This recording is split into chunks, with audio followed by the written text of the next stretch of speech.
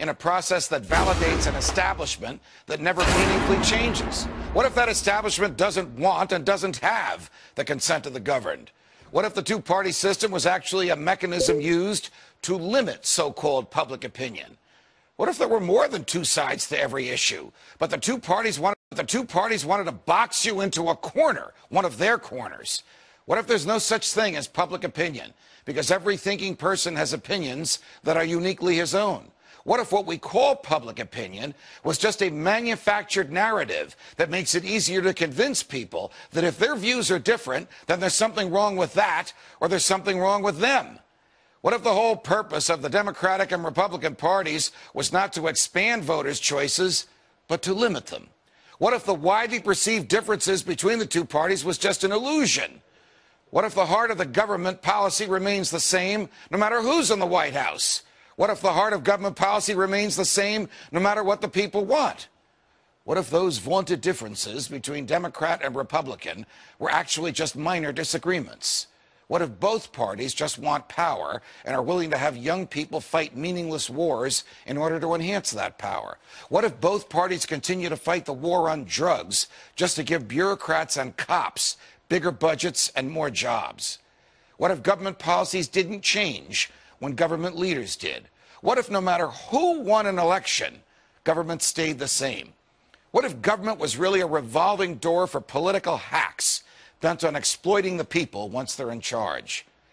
What if both parties supported welfare, war, debt, bailouts, and big government? What if the rhetoric that candidates displayed on the campaign trail was dumped after electoral victory?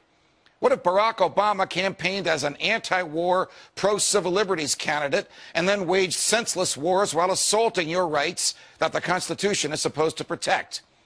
What if George W. Bush campaigned on a platform of non-intervention and small government and then waged a foreign policy of muscular military intervention and a domestic policy of vast government borrowing and growth? What if Bill Clinton declared that the era of big government was over, but actually just convinced Republicans like Newt Gingrich that they can get what they want out of big government too?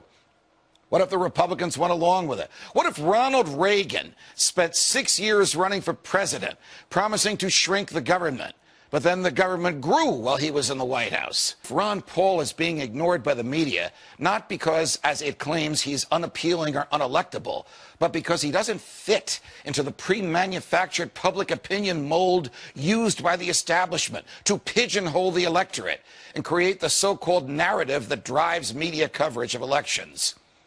What if the biggest difference between most candidates was not substance, but style? What if those stylistic differences were packaged as substantive ones to reinforce the illusion of a difference between Democrats and Republicans? What if Mitt Romney wins and ends up continuing most of the same policies that Barack Obama promoted? What if Barack Obama's policies, too, are merely extensions of those from George W. Bush? What if a government that manipulated us could be fired? What if a government that lacked the true and knowing consent of the governed could be dismissed? What if it were possible to have a real game changer? What if we need a Ron Paul to preserve and protect our freedoms from the government? What if we could make elections matter again? What if we could do something about this? From New York, defending freedom every night of the week.